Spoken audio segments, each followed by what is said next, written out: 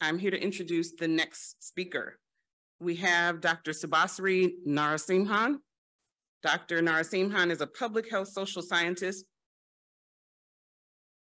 specializing in sexual and reproductive health, maternal and child health, and intimate partner violence in sub-Saharan Africa, Asia, and the southeastern US. She completed her PhD in community health sciences at the University of California, Los Angeles, Fielding School of Public Health, where she was the Bixby Doctoral Fellow, Child and Family Health Trainee, and a Eunice Kennedy Shriver NICHD pre-doctoral trainee. She came to Emory as a postdoc fellow at the Center for Reproductive Health Research in the Southeast, which is RISE, where her work centered on employing mixed and multi-level methodology to study the impact of policy restrictions on abortion provisions and contraceptive use on the health and well-being of people capable of pregnancy. Currently, she is a co-principal investigator on several studies focusing on reproductive health, birth care and support, and abortion, including the Abortion Bans Project, which studies state-level legislature debate on the 6-week abortion bans, for which she received the 2019 Society of Family Planning Emerging Scholar Award, PROVIDA, which examines provisions of medication abortion implementation via telehealth, and a pilot study focused on impact of COVID-19 on experiences of prenatal care, birth support, and delivery for first-time parents. With that, I want to introduce Dr. Subasri Narasimhan to talk about women's perception of COVID-19's impact on psychosocial health and social support, results from the COVID-19 Birth Care and Support Project in Georgia. Welcome. Thank you. Thank you so much for that intro. I'm joining you all here a little bit early from New Orleans. So I'm excited to present some of the preliminary results, the qualitative preliminary results of this COVID-19 birth care and support work that I do with Dr. Leslie Johnson, who is in the School of Medicine.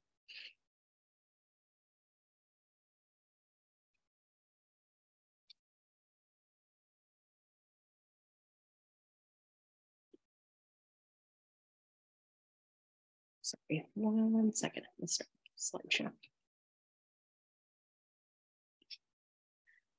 So I am quite excited to have followed Dr. Kramer, who created such an incredible roadmap for trying to understand equity.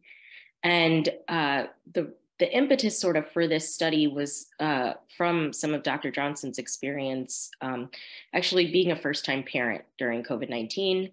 And then also, on top of that, us trying to understand what the lived experience of women going through both their pregnancy discovery, their prenatal care, and delivery was like during COVID-19. And so the goal of the COVID-19 birth care and support study was to be a mixed method study where we both look at women's perceptions of psychosocial indicators, but also to understand what the pregnancy landscape, meaning some of the rituals and some of the milestones around pregnancy, how that felt for women and how the loss of some of those things might have impacted both their psychosocial well-being and then what their social support networks looked like, including were they getting social support and care from from the health systems and health providers that they were going to, or were they looking for social support in other ways? And where were the gaps here as we start to continue to think about how we can move forward in pandemic planning? So in terms of objectives, I'm going to talk a little bit about the connections between COVID-19, the COVID-19 pandemic and the psychosocial health of women, both in the prenatal and postpartum periods. I'm going to describe several of the impacts of this COVID-19 pandemic on psychosocial well-being and social support with evidence from our COVID-19 birth care and support project. And then I'm going to talk a little about areas of psychosocial care and social support improvement for women in these periods as well. And I just, as a caveat, we try to use gender inclusive language, but everybody who was recruited and part of this study were female assigned at birth and identified as women. So we know that experiencing mental health condition in the pregnancy or postpartum period, particularly depression, is pretty common, and depression is usually the most prevalent diagnosis. There's also growing evidence that showed that COVID-19 had extreme and longstanding psychological, physical, social challenges, and those increase both depression and anxiety in pregnant and postpartum people. I think there's continued evidence that is coming out both at population level, large scale quantitative studies, but also in some of these more reflective qualitative studies, which is sort of the work that I'm going to present today. And then finally, infection control measures, although they were contributed to safety, because of the isolation, because of the stress and anxiety of compliance, and because of many other factors, sometimes contributed to these negative maternal mental health outcomes. And during this period, maternal mental health was checked, but wasn't often at the forefront of providers' minds or health systems' minds, which makes sense.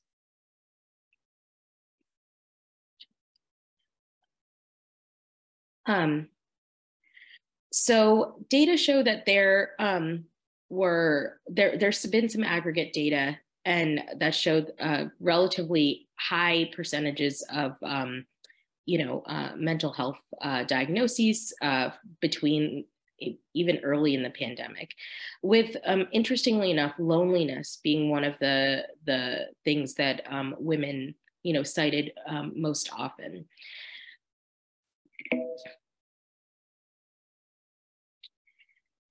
And we have also seen some recent studies about changes in some of these symptoms before and after COVID. And there have been increases in mild depression, insomnia, and generalized anxiety. So when I'm talking about psychosocial well-being and social support, let me define it for you all. Here, I'm talking about psychosocial well-being as a multidimensional construct that incorporates the physical, economic, social, mental, cultural, and spiritual determinants of health. So just to piggyback off of Dr. Kramer's talk, I think that when we're talking about psychosocial well-being, we're also talking about some of these elements of embodiment that people are socially experiencing as they're going through their lives that are then affecting their health. Psychosocial well-being is really a quality of life indicator. And social support, is the broad term that includes the supportive ways in which people behave in their social environment, and the social needs that they require to thrive. For us, when we discussed social support, we really asked about who were the people that you could call. Did you have people that you called regularly? Did you have regular care? A lot of those were the questions that got at different aspects of social support. So our study really aimed to understand the psychosocial well-being and social support. And then we also really wanted to understand how women navigated and understood the changing healthcare policies and practices that were impacting their prenatal care and their birth care and delivery experiences. I'll talk to you a little bit about, our qualitative sample. But it's particularly unique in this respect to be able to understand and maybe even challenge some of the handle the challenges of some of the healthcare policies. And then the overall goal was really to identify some strategies for addressing some of the mental and physical health needs, particularly when we think about the connections between prenatal care, delivery care, and then postpartum periods. So we actually used non-probability snowball sampling in order to recruit for this study. We looked for people who could become pregnant, who were over age 18, who were pregnant by January 2020 and attended all their birth care and visits after March 2020. About half of our sample both discovered their pregnancy, had all of their care in 2020, and then half of our sample had all of their activities during 2021. Also, all of this sample was from Metro Atlanta. We purposively sampled, meaning that we looked for certain targets to have at least 50% first-time mothers or first-time parents. In this, and we also were hoping to reach a target of around 40% of women of color. The reason for this is that we were hoping to see if the experiences of being a first-time parent, and also coupled with some of the unknowns or uncertainties of the pandemic, heightened women's either psychosocial concerns, or just if they seem to have a different experience than people who maybe have already gone through a pregnancy experience. The goal for looking at 40% of women of color was really to mostly understand what it might be like, what people's experiences might be like relative to the information that they're hearing about the maternal mortality crisis. Our data collection really, as I said, involved it's a cross-sectional study. It involved snowball sampling, it's non-probability, and we conducted in-depth interviews. They were semi-structured with a interview guide, and lasted around 60 minutes. Some, in fact, women had a lot to say, so some lasted as long as 90 minutes. And we used a phenomenological approach, and then followed it by a set of interviewer administrated and validated psychosocial questionnaires, the DSM-9 and a few others, which I won't present today because we are still in the process of analyzing.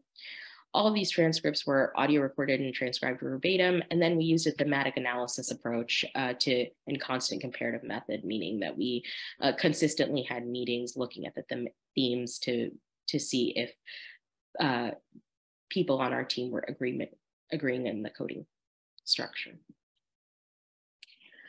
So our sample of the 20 participants for these in-depth interviews was relatively unique in the sense that our sample was highly affluent, I would say.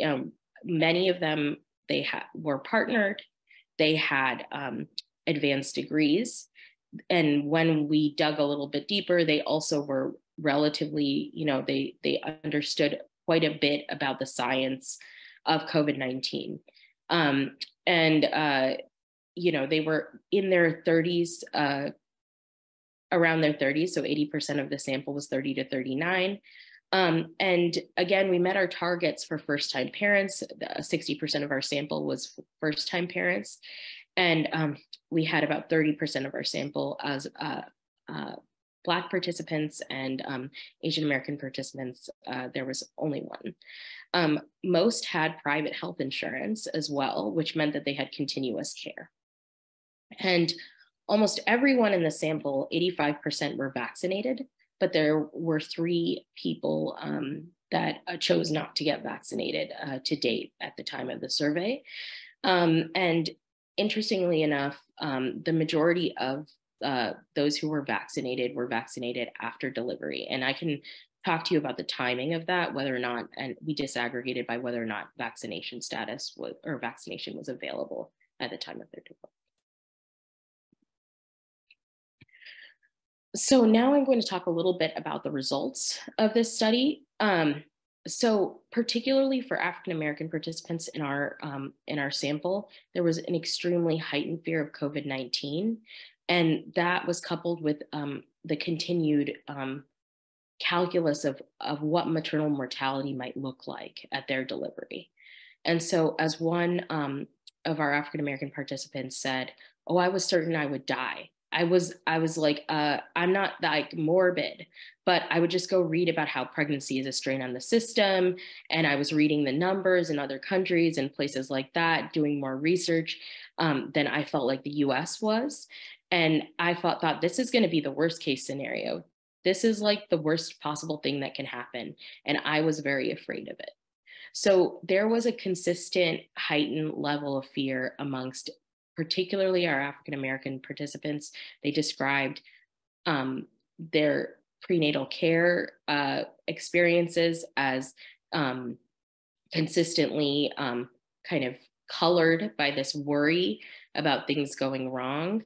But overall, in the sample, people were quite afraid because they were highly, they were seeking out their own resources and were people who had connection to medicine or public health.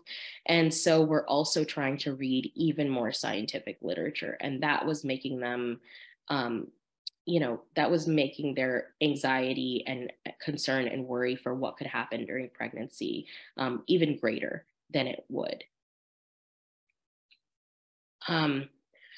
Participants also described a really complicated calculus that they were undergoing as they faced every challenge during their pregnancy. This is really embodied by the fact that one person said, one of the biggest challenges that I faced during my pregnancy is that I, as a pregnant person, was not only a pregnant person, I was also this human living through a global pandemic. I was an income earner for my household. I was a wife to an unemployed spouse. I was the mother of a toddler. My identity as a pregnant person, my roles was more than that one role of a pregnant person.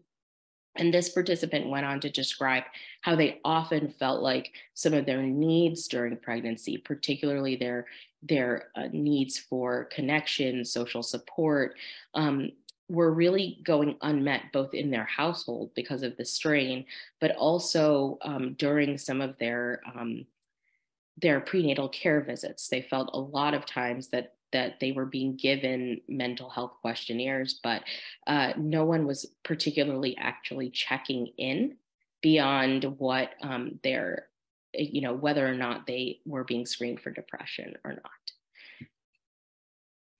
not. There was also complications in weighing risks and safety. So one participant who worked in public health said, as a person in public health, it was a bit of a conflict because I know how vaccines work. So this person particularly was talking about their calculus of whether or not they wanted to get a vaccine in pregnancy. But also now I'm thinking, I'm having to think like a mom and protect my baby as well. So the vaccine works, but is it going to do something to harm my baby? And couple that with pregnant women have the likelihood of going to the ICU and dying. I can't take care of my baby if I'm not there. I can't have a baby if we both die. So the risk to me, eventually, the benefits eventually outweigh the risk because the whole purposes of vaccines are preventative. So this is a long quote, but it really embodies some of the other quotes that we saw around this calculus of vaccine decision making.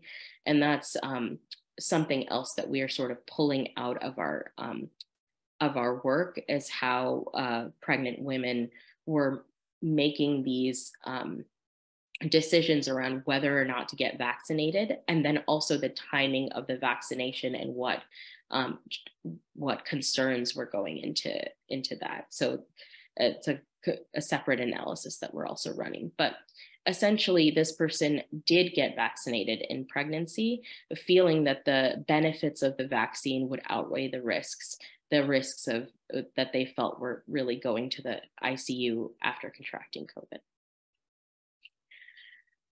Most participants describe the loneliness. And so, in the earlier chart of the 64 country study, loneliness was one of the highest things described. And for these pregnant people, they felt lonely in multiple ways throughout their pregnancy, physically, emotionally. I would say I felt lonely a lot of the time. And you don't get normal social gatherings. It was harder to see people in general. It was incredibly lonely after having a baby, because then we definitely weren't seeing anyone. So then I think would have been the overarching theme. So this participant said that they, heightened their COVID restrictions after they had their baby, and felt like during their pregnancy, which they delivered in 2020, there was a very little information about what was safe in terms of going out with your child, or what was safe prior to delivery. So they just sort of sat tight at home, but that made them lose a lot of the social connection, and they felt extremely lonely throughout the pregnancy. Another participant talked about physical loneliness as being the most difficult, particularly in the ritual of pregnancy in the medical system. So the feeling of being alone in the waiting room and being alone doing the other kinds of medical appointments really was salient to this participant. So this was the first time, again, this participant had also had a child. So they had no other prior experience except through movies and television in which they believed that there would be other people, enjoying this experience in the medical setting with them. So that participant said, I actually had a thought while I was sitting there waiting for the physician to come up to set up the ultrasound and everything, that I was there alone. And it was the first time I had a feeling of just being alone. This loss of pregnancy rituals actually had quite a psychosocial impact on people.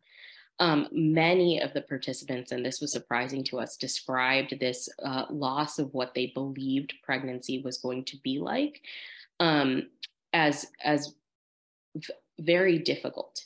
Many of them had anticipated and expected many kinds of celebrations and rituals, and the loss of those really created greater anxiety and depression. Those are disappointing things, as one participant said. To not be able to have your partner with you for joy or for total disappointment and heartbreak. And so, yeah, I hate to think about the impact it had on people. And then another participant said, I definitely expected my husband to be able to go with me to the appointment. And that's kind of like what you see. You think your partner will be there. You see it on TV, you see it in the movies, you read about it, whatever. Like, you think you're going to be sitting there, they're going to be sitting there next to you, and they're going to get the experience, to experience all the same things that you do. And this is, I think, an important one, because sometimes there's a central focus on the experience of only the pregnant women, which is extremely important. But some of our participants also talked about the loss of experience that their partners felt. And so often the partners who were unable to go to medical appointments, who were unable to set up baby showers or to sort of do these kinds of ritualistic things, didn't really feel like there was a pregnancy progressing until they were in the delivery room, if they were able to be there. So they also felt that there was sort of a loss of family connection or family ritual as well. For some participants, they talked about how care was very unexpectedly disjointed for them. And they felt, for some of the participants who had children before, they felt like there were so much longer waiting periods between when they discovered they're pregnant and then when they were able to go in for an appointment. But what really bothered them was they were unable to understand what the explanation of that was. So for one participant who had another child, who was 2 at the time, said, and the care team didn't want to see me until like 7 or 8 weeks after my pregnancy discovery, which was surprising to me, because the last time I came in and they did the confirmation, the blood tests, but they were trying, I think, to start to lower the numbers of people in the office and spread out the appointments. This participant linked it to COVID, but then what kind of went on to say it would have been helpful if they had told me if this was an infection control measure or if I was just not a high-risk pregnancy, so I could sort of understand the rationale that the hospital was using. Another person said, I did end up going to the confirmation appointment, and then every other appointment was telehealth, which was weird. I was just used to, with my first pregnancy, these hands-on stuff happening. So that disconnection between going to the clinic to have some of these pregnancy medical appointments was also really unexpected. And many of the participants talked about how they would have loved to have had a mixture of some of these high touch sort of experiences, or just a general explanation that, this is because of COVID-19 and we are trying our best to control infection. So provider communication about COVID was really one of the areas that almost all participants described as sort of, they felt very disjointed. The providers, odd enough, I don't think they verbalized anything like any precautions around COVID and pregnancy, besides like having signs up that you must wear a mask or sign in and put this pen to an unsanitized bucket. I don't think they had any information about it at the time.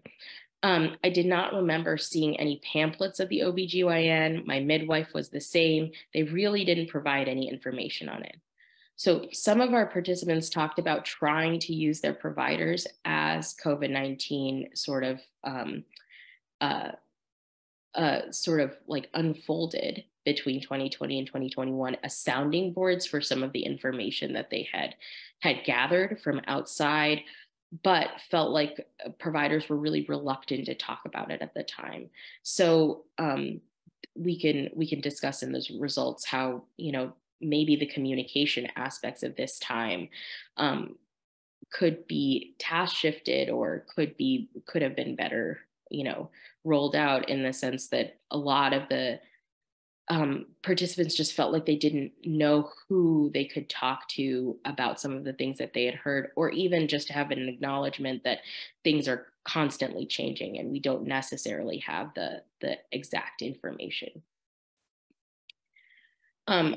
Delivery policies, as many of you know, were rapidly changing, and this was experienced by almost all participants as well. Many of them started off with very clear birth plans, which changed in a range of one time. There was one type of change to someone who said like there were 10 plus changes between the time that I was sort of like later in my pregnancy to when I actually delivered.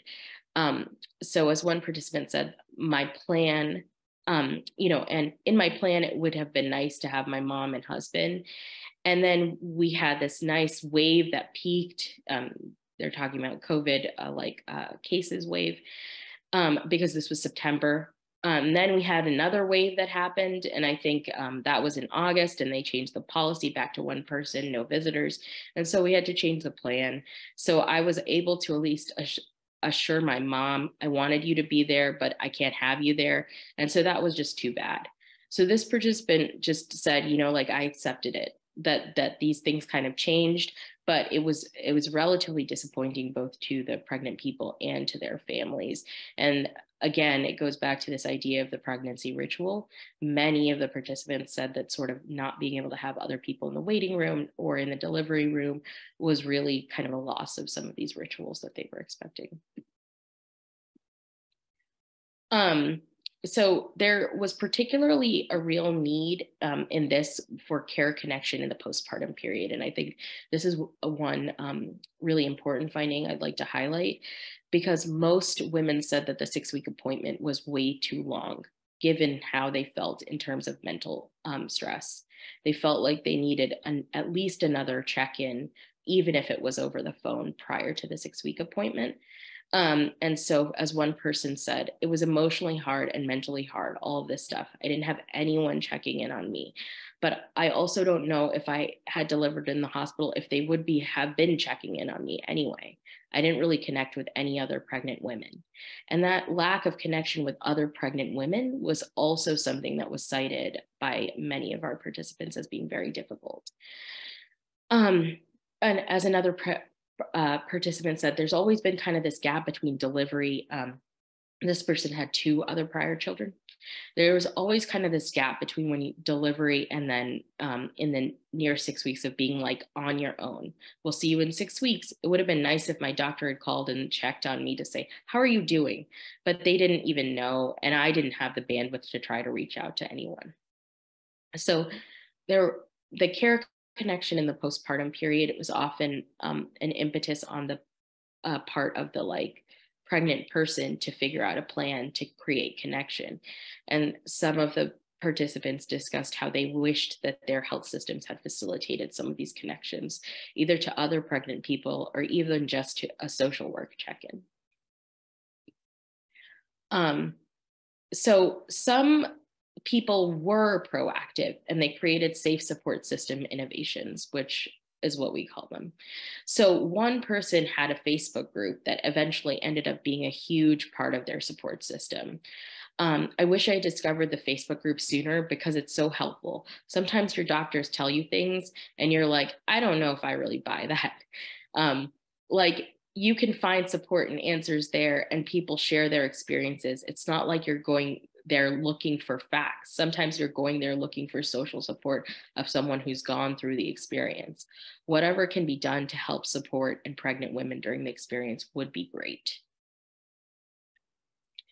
Also, providers on social media became a really, really big part of people's information pipeline. And I think this is important to highlight because we sort of need to be keeping an eye on who the providers that are becoming very large on social media are, because they're reaching a lot of the pregnant people in our communities. So on social media, I saw people sharing things, providers especially, who said, I'm a provider and I'm a pregnant person, and I choose to get the vaccine for these reasons. And if you want to send me a private message and discuss your situation, I'm happy to talk with you. This person said that she actually did privately message the social media provider after after seeing their sort of video online and vetting what their credentials were, and had a conversation with them about the vaccine, and ultimately decided at their next appointment to accept a vaccination. So, here's where I'm going to kind of draw to a close so that we sort of have a little bit of time. As I'm positioning this, it's not to problematize the health system completely or providers completely.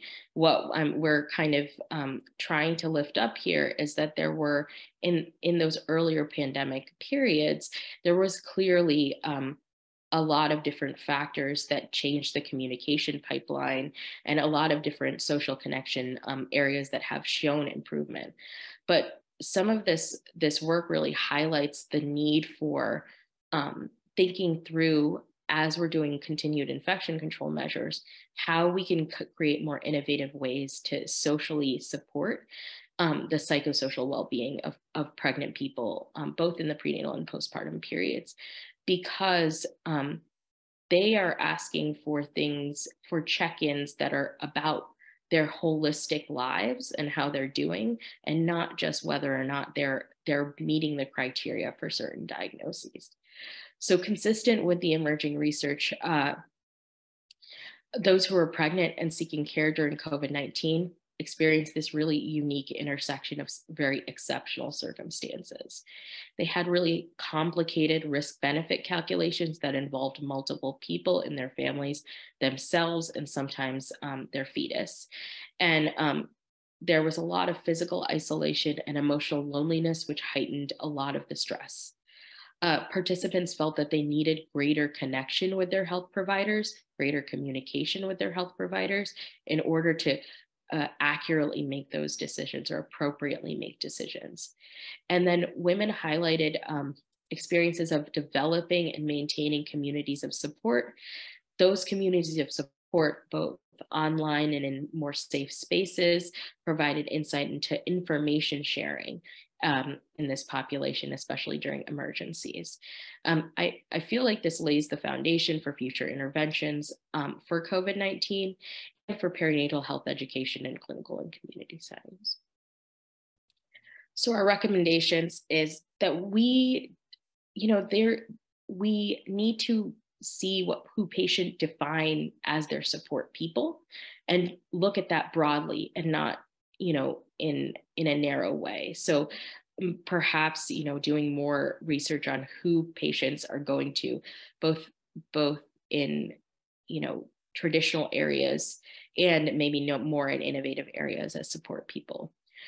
Improved research needs to be done on those virtual knowledge exchange platforms and the perinatal and postpartum prenatal resources that are being provided on those platforms. And then we need at least one more check-in before the 6 weeks. So updated policies that acknowledge the unique experience of patients and account for individual needs.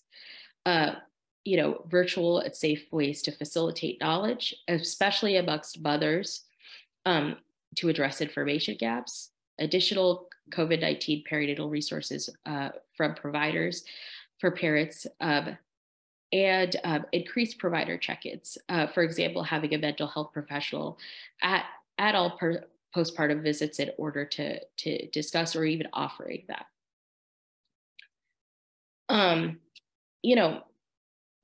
What these study results taken together show is that people, particularly perinatal people immediately at the end of their delivery, need to have access to multiple domains of social support.